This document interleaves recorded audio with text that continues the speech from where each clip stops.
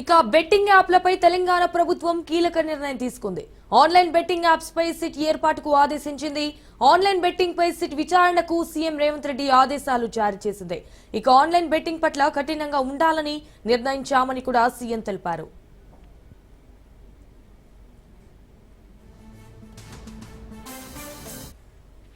Online betting ను నిషేధిస్తూ గత ప్రభుత్వం చట్టం వేసింది. కానీ అమలు జరగడం లేదన్నారు. దర్యాప్తు కోసం స్పెషల్ ఇన్వెస్టిగేషన్ టీమ్ ను వేస్తున్నామన్నారు. ప్రకటనలు చేసిన నిర్వహణలో భాగస్వామ్యం ఉన్న కఠిన చర్యలు ఉంటాయన్నారు. నేరాలు చెప్పి జరగవన్న సీఎం నేరాలు పట్ల ప్రభుత్వం అప్రమత్తంగా ఉంటుందన్నారు. గతంలో న్యాయవాదులు, వెటర్నరీ డాక్టర్ హత్యలు జరిగాయన్నారు సీఎం రేవంత్ రెడ్డి.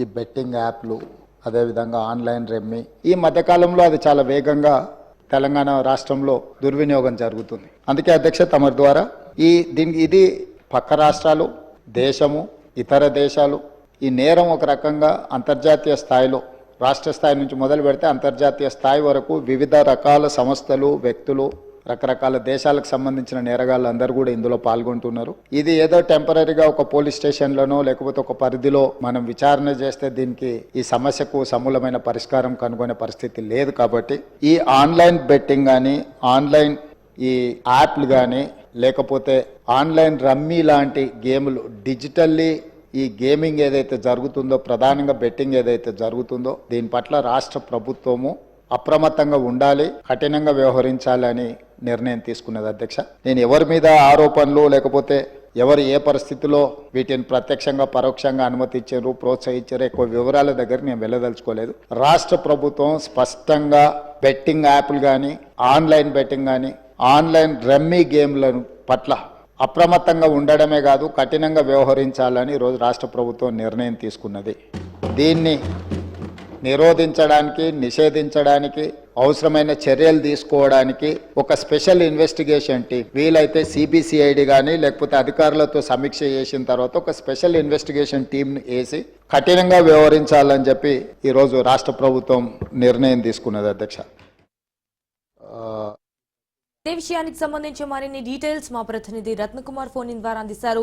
రత్నకుమార్, బెట్టింగ్ యాప్లపై అయితే తెలంగాణ ప్రభుత్వం కీలక నిర్ణయం తీసుకుంది అన్నట్టుగా తెలుస్తోంది. దీనికి సంబంధించిన అప్డేట్స్ ఏంటి రత్నకుమార్? సంజన, కొద్దిసేపటి క్రితమే అసెంబ్లీ వేదికకు కూడా సీఎం రేవంత్ రెడ్డి ఒక కీలక ప్రకటన చేశారు. ఇందులో ఇప్పటికే బెట్టింగ్ యాప్స్ కు సంబంధించినటువంటి జరుగుతున్నటువంటి పరిణామాల మీద ఆయన స్పందించడం జరిగింది. స్పందిస్తూ కొన్ని విషయాలను మెన్షన్ చేశారు. ముఖ్యంగా దీనికి ఈ బెట్టింగ్ యాప్స్ ప్రమోషన్స్ కు సంబంధించి కావచ్చు, బెట్టింగ్ యాప్స్ కు సంబంధించి యాక్షన్ తీసుకోవడంలో భాగంగా ఒక స్పెషల్ ఇన్వెస్టిగేషన్ టీమ్ ను ఏర్పాటు చేశాము. దీనికి ఒక స్పెషల్ గా ఒక అధికారిని నియమించి ఖచ్చితంగా దీని మీద ఇన్వెస్టిగేషన్ చేస్తామన్నటువంటి విషయాన్ని కూడా తెలియజేయడం జరిగింది. ఎందుకంటే ఇప్పుడు తెలంగాణ రాష్ట్రంలో బెట్టింగ్ యాప్స్ ప్రమోషన్ అనేది చాలా చర్చనీయాంశంగా మారింది. ఇప్పటికే ఇటు సోషల్ మీడియా ఇన్ఫ్లుయెన్సర్లు, యూట్యూబర్లు, సెలబ్రిటీలు ప్రతి ఒక్కళ్ళు ఇందులో ఇన్వాల్వ్ అయి ఉన్నారు. ఇన్వాల్వ్ అయినటువంటి దాదాపు 24 మంది వ్యక్తుల మీద 2 పోలీస్ స్టేషన్లలో కేసులు నమోదైనాయి. ఒకటి పంజగుట్ట పోలీస్ స్టేషన్ లో కొన్ని కేసులు నమోదు కాగా, మియాపూర్ పోలీస్ స్టేషన్ లో మరికొన్ని కేసులు నమోదైనాయి. తెలంగాణ రాష్ట్ర వ్యాప్తంగా సైతం పలు పోలీస్ స్టేషన్లలో కేసులు నమోదైనటువంటి పరిస్థితి ఉంది. సూర్యాపేట జిల్లా నూతనకల్ పోలీస్ స్టేషన్ లో బయ్యా సన్నీ యాదవ్ అనే మోటో వ్లాగర్ మీద కేసు నమోదైంది. అతను పరారీలో ఉండటంతో అతన్ని పట్టుకునేందుకు ఇప్పటికే లుకౌట్ నోటీసులు జారీ చేసినటువంటి పరిస్థితి కూడా ఉంది. అయితే బెట్టింగ్ యాప్స్ కారణంగా అనేక మంది ప్రాణాలు కోల్పోతూ ఉన్నారు. అప్పుల పాలైపోయి ఎటువంటి అంటే కుటుంబపరమైనటువంటి ఆర్థిక కష్టాలను, నష్టాలను భరించలేక ఆత్మహత్యలే శరణ్యంగా భావిస్తున్నటువంటి విషయం కూడా ఇప్పుడు చాలా అంటే కీలకంగా మారినటువంటి నేపథ్యంలోనే తెలంగాణ ప్రభుత్వం ఈ బెట్టింగ్ యాప్స్, అలాగే బెట్టింగ్ యాప్ ప్రమోషన్ అనే దాని మీద చాలా సీరియస్గా వర్క్ చేస్తున్నటువంటి విషయం సీఎం ప్రకటన ద్వారా తెలుస్తోంది. మనం రీసెంట్గా చూసినట్లయితే నిన్ననే ఒక యువకుడు తను బెట్టింగ్స్కి సంబంధించి నష్టపోయాను, బెట్టింగ్లు ఆడి ₹1,00,000 పైగానే పోగొట్టుకున్నాను అని చెప్పని తన తోటి మిత్రుడికి కాల్ చేసి రైల్వే పట్టాల కింద పడుకొని రైలు అంటే ఈ రకంగా సూసైడ్ చేసుకొని చనిపోయినటువంటి ఘటన కూడా చోటు చేసుకుంది. మరోవైపు ఈ రకంగా సూసైడ్లు చేసుకోవడం ద్వారా కావచ్చు, లేకపోతే అనేక రకాల ఇబ్బందులను ఎదుర్కొంటూ ఇటు ఒకవైపున ఎంతో మంది ఇబ్బందులకు గురవుతున్నారు. కాబట్టి ఇవన్నీ ఇప్పటికే దాదాపు కోట్ల రూపాయల నష్టం అనేది జరుగుతుంటుంది. తెలంగాణ రాష్ట్ర వ్యాప్తంగా అనేక మంది బలైపోయినటువంటి ఘటనలు ఉన్నాయి. కాబట్టి వీటన్నిటి మీద ఇది కేవలం రాష్ట్ర వ్యాప్తంగా కాకుండా నేషనల్, ఇంటర్నేషనల్ వ్యాప్తంగా కూడా చాలా ముడిపడినటువంటి అంశం అయినటువంటి నేపథ్యంలో దీన్ని ఖచ్చితంగా రూపుమాపాలంటే మాత్రం తెలంగాణ రాష్ట్రంలో ఈ బెట్టింగ్ అనేది లేకుండా చేయాలంటే దీని మీద ఖచ్చితంగా కఠిన చర్యలు ఉండాలి. ఇప్పటి వరకు నమోదైనటువంటి కేసులకు సంబంధించి కావచ్చు, ఎవరెవరైతే ఈ బెట్టింగ్ యాప్స్ను ప్రమోట్ చేసినటువంటి వ్యక్తులు, బెట్టింగ్ యాప్స్ నిర్వాహకులు, వీళ్ళ మీద ఖచ్చితంగా కఠిన చర్యలు తీసుకోవాలి.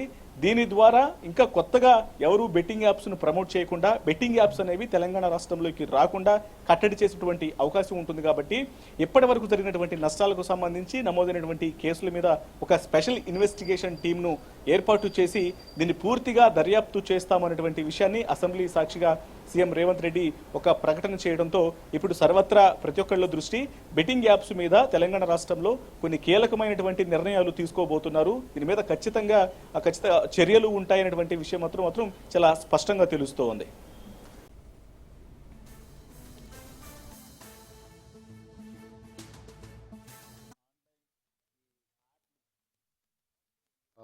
ఈ బెట్టింగ్ యాప్లు, అదేవిధంగా ఆన్లైన్ రెమ్మీ, ఈ మధ్యకాలంలో అది చాలా వేగంగా తెలంగాణ రాష్ట్రంలో దుర్వినియోగం జరుగుతుంది. అందుకే అధ్యక్ష తమరి ద్వారా ఇది పక్క రాష్ట్రాలు, దేశము, ఇతర దేశాలు ఈ నేరం ఒక రకంగా అంతర్జాతీయ స్థాయిలో, రాష్ట్ర స్థాయి నుంచి మొదలు పెడితే అంతర్జాతీయ స్థాయి వరకు వివిధ రకాల సంస్థలు, వ్యక్తులు, రకరకాల దేశాలకు సంబంధించిన నేరగాళ్ళు అందరూ కూడా ఇందులో పాల్గొంటున్నారు. ఇది ఏదో టెంపరీగా ఒక పోలీస్ స్టేషన్లోనో లేకపోతే ఒక పరిధిలో మనం విచారణ చేస్తే దీనికి ఈ సమస్యకు సమూలమైన పరిష్కారం కనుగొనే పరిస్థితి లేదు. కాబట్టి ఈ ఆన్లైన్ బెట్టింగ్ కానీ, ఆన్లైన్ ఈ యాప్లు కానీ, లేకపోతే ఆన్లైన్ రమ్మీ లాంటి గేములు, డిజిటల్లీ ఈ గేమింగ్ ఏదైతే జరుగుతుందో, ప్రధానంగా బెట్టింగ్ ఏదైతే జరుగుతుందో దీని పట్ల రాష్ట్ర ప్రభుత్వము అప్రమత్తంగా ఉండాలి, కఠినంగా వ్యవహరించాలని నిర్ణయం తీసుకున్నది అధ్యక్ష. నేను ఎవరి మీద ఆరోపణలు లేకపోతే ఎవరు ఏ పరిస్థితిలో వీటిని ప్రత్యక్షంగా పరోక్షంగా అనుమతించారు, ప్రోత్సహించారు, ఎక్కువ వివరాల దగ్గర నేను వెళ్ళదలుచుకోలేదు.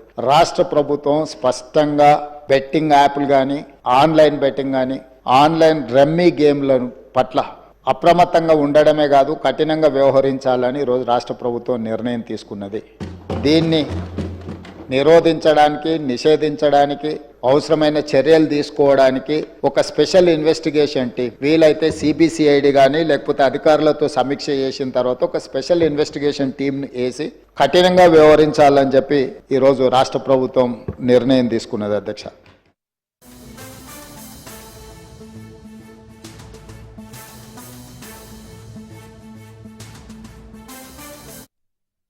ఇక భద్రాద్రి కొత్తగూడెం జిల్లాలో విషాదం చోటు చేసుకుంది. నిర్మాణంలో ఉన్న 6 అంతస్తుల భవనం నేలమట్టమైంది. ఒక్కసారిగా భవనం కుప్పకూలింది. శిథిలాల కింద 2 చిక్కుకున్నారు. ఇక వారి కోసం సహాయక చర్యలు కొనసాగుతున్నాయి. శిథిలాల కింద చిక్కుకున్న వారి కోసం రెస్క్యూ పోలీస్ టీం తీవ్రంగా శ్రమిస్తోంది. అనుమతులు లేకుండా భవనం నిర్మాణం జరుగుతున్నట్టు సమాచారం అందుతోంది.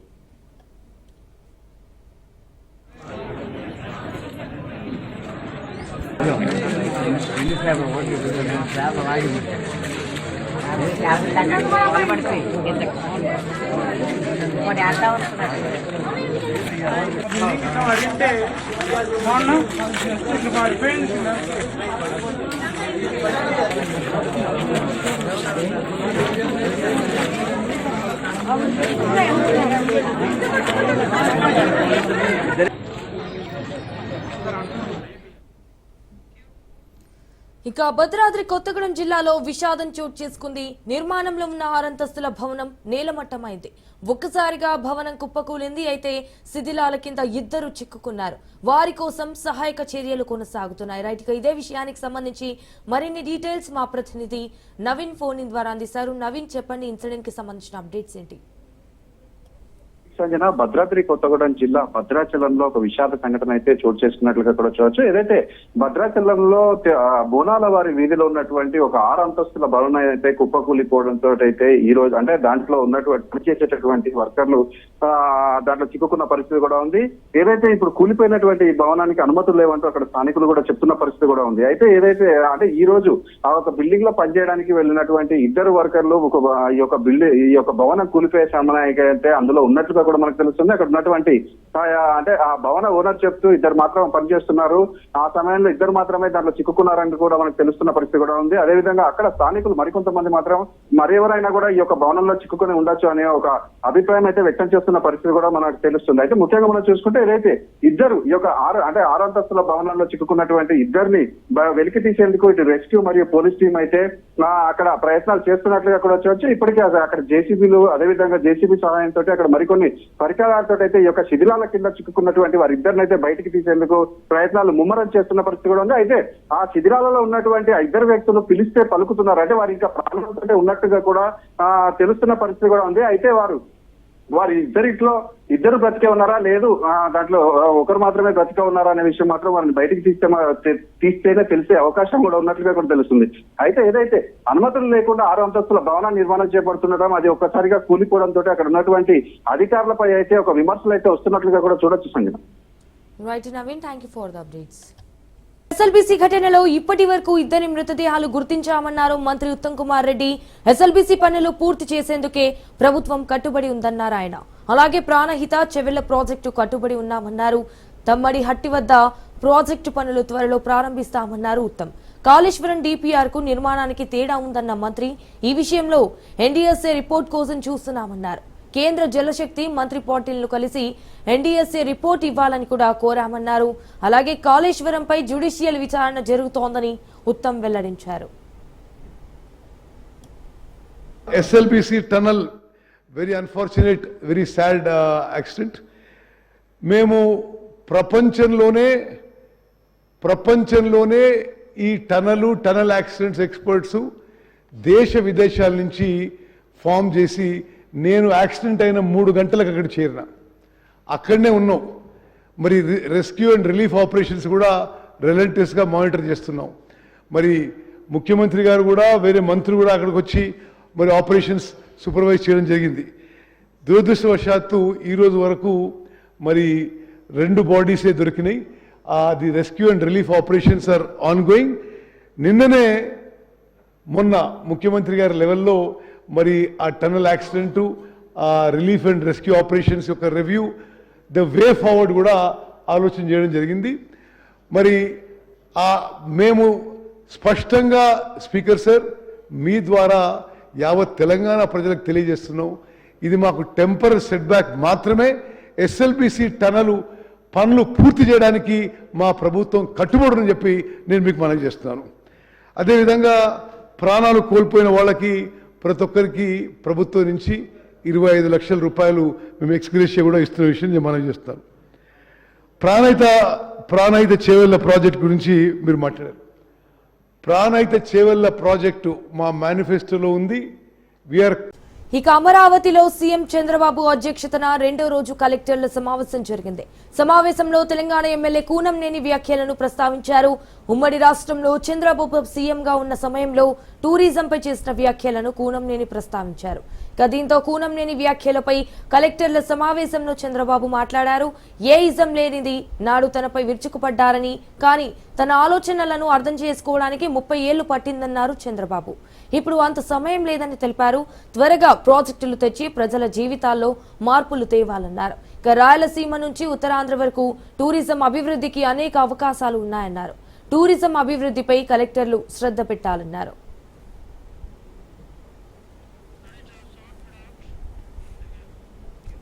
సీఎం చంద్రబాబుతో ఎంపీ లావు శ్రీకృష్ణదేవరాయలు అత్యవసర భేటీ అయ్యారు. సమావేశంలో భాగంగా ఢిల్లీ పరిణామాలను చంద్రబాబుకు వివరించిన ఎంపీ లావు జగన్ జమానాలో మద్యం స్కామ్ జరిగిందని పార్లమెంటు దృష్టికి తీసుకెళ్లారు. ఎంపీ లావు శ్రీకృష్ణదేవరాయలు 4,000 కోట్లు విదేశాలకు తరలించారంటూ కూడా ఆరోపణలు చేశారు.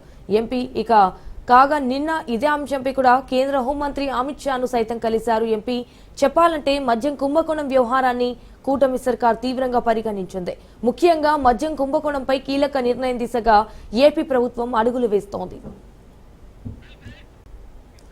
రంగారెడ్డి జిల్లా సరూర్ నగర్ అప్సర హత్య కేసులో పూజారికి జీవిత ఖైదు పడింది. పూజారి సాయి కృష్ణకు జీవిత ఖైదు విధిస్తూ రంగారెడ్డి జిల్లా కోర్టు తీర్పు వెలువరించింది. అప్సరను ప్రేమించి పెళ్లి చేసుకుంటానని చెప్పి హత్య చేశాడు పూజారి సాయి. శంషాబాద్ లో అప్సరను హత్య చేసి కారులో తీసుకొచ్చి వాటర్ ట్యాంకులో పూడ్చిపెట్టాడు. హత్యకు ముందు 4 ఏళ్ల పాటు అప్సరతో పూజారి సాయి ప్రేమలో ఉన్నాడు. అప్సర పెళ్లి చేసుకోమని వెంటపడడంతో పూజారి సాయి కృష్ణ కిరాతకంగా హత్య చేశాడు. దీంతో న్యాయస్థానం జీవిత ఖైదు శిక్షను విధించింది.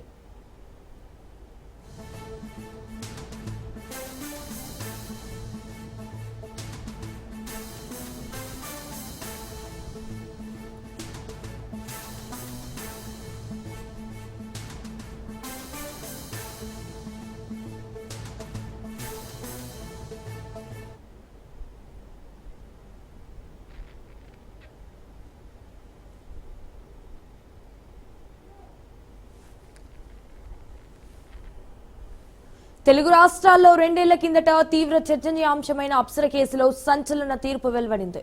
నిందితుడైన సాయి కృష్ణకు జీవిత ఖైదు విధించింది రంగారెడ్డి జిల్లా కోర్టు. అంతేకాదు సాక్ష్యాలు తారుమారు చేసినందుకు మరో 7 సంవత్సరాలు అదనపు జైలు శిక్ష విధిస్తూ తీర్పు వెల్లడించింది.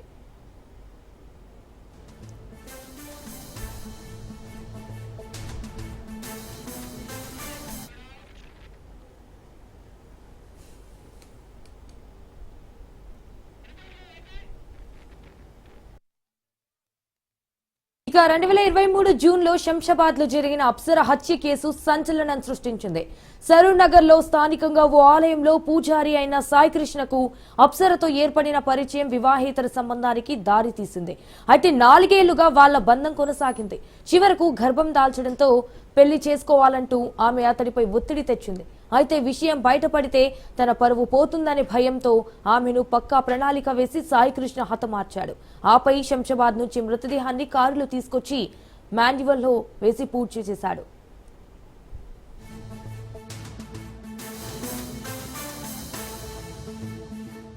మాజీ మంత్రి వైసీపీ నేత కొడాలి నాని ఆరోగ్యంపై క్లారిటీ వచ్చింది. గ్యాస్ట్రిక్ సమస్యతోనే కొడాలి నాని ఏఐజీ ఆసుపత్రికి వెళ్లారని ఎక్స్ వేదికగా పేర్కొన్నారు. కొడాలి నాని ఎక్స్ ఖాతా ద్వారా అధికారికంగా ట్వీట్ వెలువడింది. ఇటు ప్రస్తుతం కొడాలి నాని క్షేమంగా ఉన్నారని ట్వీట్ లో వివరణ ఇచ్చారు.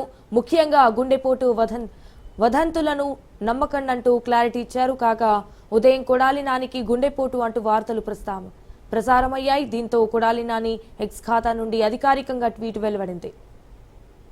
కర్నూలు జిల్లా కోడుమూరు ఎస్సీ హాస్టల్లో విద్యార్థుల దాడిపై విచారణ జరుగుతోంది. అయితే 7వ తరగతి విద్యార్థులు 3ని 9వ తరగతి విద్యార్థి అనుమానుష్యంగా కొట్టడంపై అందరూ సీరియస్ అవుతున్నారు. జూనియర్లను సీనియర్లు కొట్టడంపై విచారణకు సివిల్ జడ్జి నీల వెంకట శేషాద్రి స్పందించారు. ఈ ఘటనపై ఆరా తీస్తూ విద్యార్థులను అడిగి తెలుసుకున్నారు.